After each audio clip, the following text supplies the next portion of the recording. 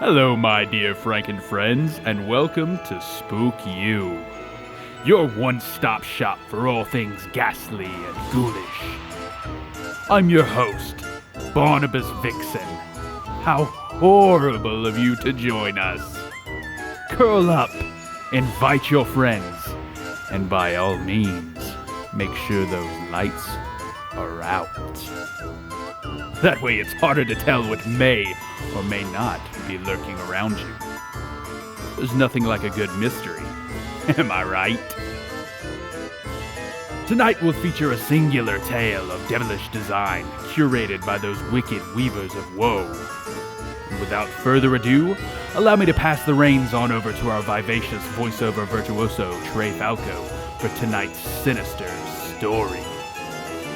Please keep all limbs and side covers at all times. We wouldn't want anything to go missing now, would we?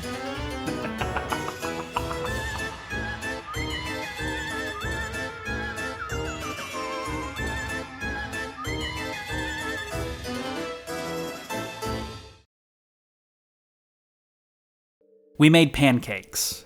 Normally I'm a pancake person. Pop and Dad keeps all sorts of berries and sauces and jams at the ready to top them off. When I was little, stacked on top of a pancake was basically the only way my dads could get me to eat fruit. I stared at the strawberry jam and gagged. I couldn't remember the last time I ate a pancake plain. As I ate, I wondered if they had always tasted like microwaved memory foam. Maybe I just hadn't noticed because of all the toppings. I didn't really want to eat, but the last meal I had was over 11 hours ago now, so I forced myself. Melissa wasn't trying as hard. She'd shredded her pancakes into little pieces with her fork, scattering them around the plate. Her eyes were glassy, yet her brow was furrowed. I watched her stab a piece of pancake just to scrape it back onto the plate. Post-pancakes, Dad walked back into the living room and turned on the news. He slumped down onto the couch, welding his eyes to the screen. I think he was hoping something about Mrs. Hudson's house would be on TV. Maybe a story saying someone had driven by, saw the garage open, and called the cops. That she'd been arrested, and the officers so overwhelmed by the horrors inside that the cut chain slipped their mind. No such luck. Pop was leaning next to the stove, a steaming cup of tea in his hands. He hadn't bothered asking anyone else if they wanted some. Drumming his fingers on the side of the mug, he spoke. What if we posted the pictures online? I dropped my fork, a piece of dry pancake still stuck on the end. Couldn't they be traced back to us? Pop shrugged. He wasn't the tech expert in the family. I have a better idea. We both turned to face Melissa as she spoke. I'll give them to my parents. You'll listen. Melissa's tone was serious. I've been trying to figure this out all morning, but I think I finally got it. Pop pulled up a chair next to Melissa, setting his tea down on the placemat. I'll print the photos out here. They won't be amazing quality since you just have a normal printer, but it should be good enough. I'll handle them with gloves to be extra safe. I'll put them in an envelope, address it to my parents, and put it in our mailbox myself. I can even type out a note saying where the photos were taken. She looked back and forth between us, waiting for a response. Hesitantly, I offered a criticism. The doorbell will be on the charger when I do it. She smiled, clearly satisfied with herself. The combination of her grin and her dark circles made the expression look much sadder than I believe she intended. I glanced over at Pop, and he seemed unconvinced. His tapping had moved from the mug to the tabletop. And how do you know they'll take it seriously? I felt my chest tense up as I pictured all the ways this could go wrong. One witness was all it would take. What if they think it's a prank or something? As I spoke, Melissa shook her head. Trust me, I know my parents. They're not going to pass up an opportunity like this. I looked at Pop. It was unspoken, but we all knew that unless we came up with something better, this was going to have to be our plan. We got to work. A lot of people wish they could spend the day on their couches watching TV. Dad was not one of them. As the sleepless Saturday morning had marched on, Dad had only left his post when absolutely necessary. He didn't want to pull himself away from the news, desperate to be the first to know if Mrs. Hudson's garage came up on the news. Every time I walked by him, he was in a slightly different position. He never looked comfortable. It took us about 20 minutes to assemble the envelope for Melissa using the computer and printer in Dad's office. We chose the clearest photos of the bunch and typed up a description of each one. She insisted we print the note in Courier New for some reason. I couldn't think of a reason not to, so we did. Melissa hadn't brought a bag of her own, so we needed to improvise something that wouldn't look suspicious on camera when she went home. We put the prepared envelope into a grocery bag, and we put that grocery bag into a second grocery bag, sandwiched between a pile of DVDs. If anyone asked, I loaned her the DVDs because I was tired of not being able to talk about my favorite movies with her. It helped that that was true. I mean, who still hasn't seen Pulp Fiction in 2015? Honestly. At about 9, Melissa decided it was time to go home. Pop offered to walk her home, but after a discussion, I ended up going instead. We thought it would be less suspicious, though Pop was reluctant to let the both of us outside without supervising. He brought his tea out onto the porch. When we'd reached her house, Melissa gave me a tight hug goodbye. I didn't want to let go, so I held tighter. Once it went from sweet to kind of awkward, faster than you'd hope, I let go. Text me, okay? Okay. She looked at me for a moment longer, like there was something she still wanted to say. Then the moment passed and she went inside. When I got home, Pop was standing on the porch. He must have been waiting this whole time while I was walking. He didn't say anything, and he didn't have to. I walked upstairs to my room, closing the door behind me. Collapsing onto my bed, I thought about sleeping. I closed my eyes. I see hearts in the freezer. I feel the weight of the jar of blood in my hand. For the first time in weeks, I see Damien. I didn't keep my eyes closed for long. I knew I needed to find some way to keep myself occupied for a while. My laptop would be a good bet, but the battery was dead and the charger nowhere to be found. I turned to the DVDs next, but obviously everything good was gone. I'd just given them to Melissa after all. Maybe a book, maybe I could... As my eyes made their way to the books, I had an idea. A stupid idea. Have you ever had one of those ideas? The kind that's so fucking stupid you feel embarrassed to even think it? You don't want to follow through on it, even if no one's watching, because it's so fucking stupid? I reached up and grabbed the milk crate of Advanced Dungeons & Dragons resources from the top of the bookshelf. God only knew the last time someone actually looked inside these books was. Damien, Melissa, and I had always told each other we'd get around to playing someday. I heaved the box onto the end of my bed, sitting down beside it. As I pulled out the books, there were some I immediately set aside. I didn't need the Player's Handbook or the Dungeon Master's Guide. And there it was. Exactly what I was looking for. I didn't expect everything I read in the Monster Manual to be literally true. I was pretty sure that elves didn't exist, for one thing. When I started looking through the book, I was anxious to see if the thing from Mrs. Hudson's garage was listed. Whatever it was, I was confident it was the reason for Damien's death. Reading the Monster Manual had never been a more somber task than it was right then. As I leafed through the pages, I found myself slowing down and looking at all the god-awful pictures. Have you seen what a Gynosphinx looks like in the AD&D Monster Manual? Because it sure is something. The seriousness of my task started to fade away as I threw myself into ruthlessly criticizing decades-old fantasy art. I'd made it all the way from aerial servant to Lynx giant when Pop knocked on my door. He asked me if I wanted anything, and I shook my head. He hesitated in the doorframe for longer than felt natural, but neither of us had anything to say. He left me to my own devices. I was leaning back on my pillow, dizzy from sleep deprivation, and, in spite of everything, laughing at the drawing of the owl bear when I noticed it. Who are you? You're not allowed to... Barnabas? Something. It's in the booth. Oh God, Barnabas. Barnabas, help me. Barnabas, please, it's coming closer. Barnabas! So sorry you had to hear that, dear listener. While our cleaning crew tackles the remains of that recording booth and our engineers try to resolve any lingering technical issues, let me tell you about one of our fine sponsors, Huxley's Cloning Facility.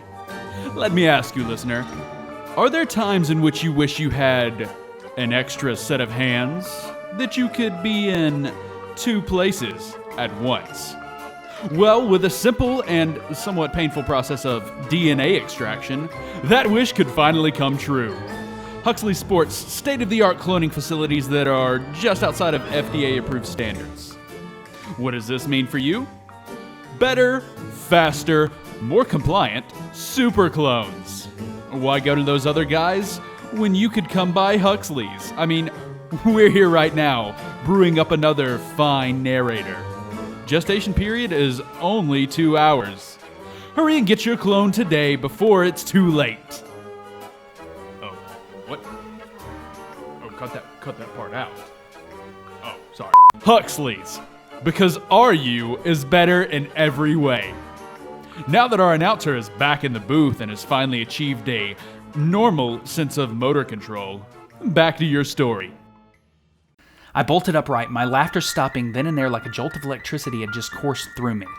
My hands felt weak and started to shiver slightly. It became more difficult to hold the book up, and I set it down on my legs. Holy shit. There it is. It's actually in here. On a second glance, the picture was not exactly what I'd seen in the garage. The creature, apparently called a Parrotin, didn't have a set of front legs like the baby I'd seen. It also looked a hell of a lot less intimidating. It had angry little eyebrows on its stag face. Still, I was convinced that I had found it. A lot of the entry was just game mechanics, which really didn't matter to me. I read on, hoping at least some of what was written would be useful. Parrotins dwell in rocky hills or mountainous regions, or garages. Its claws are too weak to use. Wow, something genuinely encouraging. Each Parrotin attacks but a single creature, and when it is dead, the Parrotin tears out the victim's heart with its teeth. Human hearts are the type most sought by Parrotins. My skin prickled at this passage. Thinking about someone getting their heart torn out made me all the more aware of my own beating in my chest. The more I thought about it, the more it sped up. It was mostly consistent with what I'd seen, except there was no mention of Parrotins storing hearts for later, or the screaming. I needed more information, and I needed Melissa. I searched the bed for my cell phone, even poking my head beneath to make sure it didn't fall under. It must be downstairs. And after I'd told Melissa to text me too. Whoops. I hurried down the stairs, jumping the few at the bottom out of habit. I turned and then hesitated in the doorway of the living room. Dad and Pop were seated side by side on the couch. Dad's elbows were on his knees, his hands together in front of him. He was leaning towards the TV as if he were magnetized. Pop was intensely focused too, his hand gripping Dad's shoulder. I couldn't tell if they'd even noticed me. It worked, Parker. Pop finally tore his eyes away from the TV to acknowledge me. Mrs. Hudson's been arrested. Investigations are still ongoing at 78 Garside Avenue after the arrest of Mrs. Abigail Hudson earlier today. While few details have been released to the public so far, officials have indicated a possible connection to the January 12th death of 15-year-old Damian Allen. Officials have also confirmed that multiple items have been seized from the home, including a freezer. Their relevance is not currently known. As the anchor spoke, a short clip played in the corner of Mrs. Hudson being escorted from her home in cuffs. The garage door was half open, pulled up just far enough to tell that when it was recorded, the freezer hadn't been removed yet. Melissa was back at my house as soon as she got the news. Her parents would be out all night at this rate. I tried to phone her, but she didn't want to talk about it over the phone. She said it was too suspicious, which I guess made sense. It was probably just as suspicious as talking about how you don't want to look suspicious, but I didn't tell her that. We left the TV blaring in the living room on the off chance that there were any more developments. Dad had ordered Chinese food, and the four of us crowded into the kitchen table to eat. With takeout containers scattered over the tabletop and my monster manual open so Melissa could see what I'd found, anyone looking in on us would have probably assumed we'd been having a great day. Surprisingly, Melissa was the polar opposite of what she'd been earlier that morning. She was revitalized. On her fifth chicken ball, she smiled at me. I told you it was a good plan. In spite of myself, I found her mood contagious. Her smile, Her satisfaction that something had finally gone right seemed to light up the room. It was hard to believe neither of us had slept since we'd broken in. I broke into a grin as well. The memo about a good mood hadn't reached my parents, both of which remained on edge. Somewhere at the back of my mind, I had realized that I was probably going to get grounded until I moved out. But the surreal quality of everything I'd experienced had numbed the pain. With Hudson taken care of, Melissa and I had set our sights on the creature we'd seen. I showed her the entry in the monster manual, and the two of us had got to work Googling. Neither of my parents spoke as we gathered more information on the Parrotin, and part of me wondered if they still believed us. It wouldn't be beyond Dad and Pop to write off the whole thing as a trauma-induced hallucination, really. They were pretty understanding as far as parents went, but everyone has their limits. It turned out that the Parrotin was not the easiest beast to track down details on. A lot of sources contradicted each other, and we had no idea what to trust and what was just something someone had made up for the sake of a fantasy game. One universal truth about Parrotins was the fact that they were deeply territorial and did not back down from challenges. This site here says that they cast a shadow the shape of a human being. Melissa squinted as she read from her phone. Yeah, so did this one. It said they cast a human shadow until their first kill. What? This one says they cast the shadow of their latest victim. At Melissa's response, I set my phone down on the table. I feel a twinge of frustration. Honestly, I don't give a damn what shaped shadow it casts. I didn't really spend much time looking at its shadow personally. Dad stood up, taking his dirty plate to the sink, steadfastly not acknowledging the conversation taking place. Melissa, I'll pull out the couch in the living room for you. Ugh, I'll clean up in the morning. Pop stretched his arms out in front of him. I'm not staying up any longer than I have to. Neither should you. He looked pointedly at me and Melissa. We said our goodbyes and headed to our respective beds. As I entered my room, I still felt energized. At a point when I almost certainly should have been tired, the euphoria from having one victory on my side still kept me awake. Tucking myself in, I turned on the TV. I knew it was bad for you to use them when you're trying to sleep, but just this once I thought I'd make an exception. The news was replaying the same clip about Mrs. Hudson. It looked like there still weren't any updates. Officials have indicated a possible connection to the January 12th death of 15-year-old Damian Allen. Officials have also confirmed that multiple items have been seized from the home. Wait a second. As the clip of Mrs. Hudson's arrest played, I hit pause. In the clip, the garage door was half open. You could still see the disgusting floors and the freezer in the back. What you couldn't see was the crate. She must have moved it. My mind and heart raced. If she'd moved the crate, did she know the police were coming? Where was the baby Parrotin now? It dawned on me that there'd been no mention of animals found at the crime scene. For that matter, where the fuck was the other one? Melissa and I hadn't got a clear view of it when we'd run home, but there was no doubt in my mind that it had been following us. Mrs. Hudson was raising them, sure, but her being arrested didn't mean we were safe. It didn't neutralize the threat. In the elation of Hudson's arrest, I hadn't really thought about how serious things still were. The Parrotins were still out there, somewhere, except now we had no leads. I thought about running out of the room, grabbing Melissa and begging Dad to drive us all out of the city. I thought about calling 911 or at least animal control, warning someone about what I knew was out there. But countless hours without sleep was finally taking its toll on me. I rationalized that if the city had done fine in ignorance of the beast threatening it last night, it could hang on for a few more hours. I counted 2 stars before I was unconscious.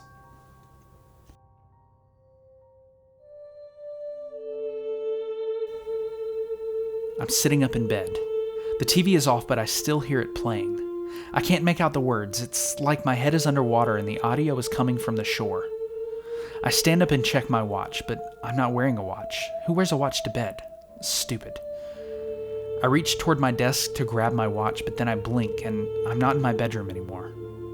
Icy water is rushing over my feet, but they don't feel wet. Just cold. It smells like fresh flowers, though I don't see many. Just green grass. It's bright out here. I step out of the creek onto the bank and sit down next to Damien. His eyes are open, awake.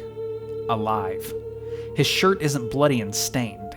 He's breathing slowly, calmly. He doesn't say anything for a few minutes, and neither do I. Minutes somehow turn into hours. It's quiet, but it's nice. I close my eyes, and I hear the creek below us. I feel the cold, hard rock underneath me. Something chirps in the distance. Something changes. The air feels heavier, thicker, like a thunderstorm is about to hit. I open my eyes and the sky looks different. Damien is no longer smiling. His eyes are widening and he scrambles backwards up off the rock. He screams. He screams like he's been mortally wounded and the world collapses into darkness around me. My eyes snapped open as my dream came to an end. I threw my covers onto the floor, leaping out of my bed in terror. I knew I was fully awake now, but that didn't calm my fears in the slightest. If anything, it made them worse. Because even though I was wide awake, I could still hear Damien screaming.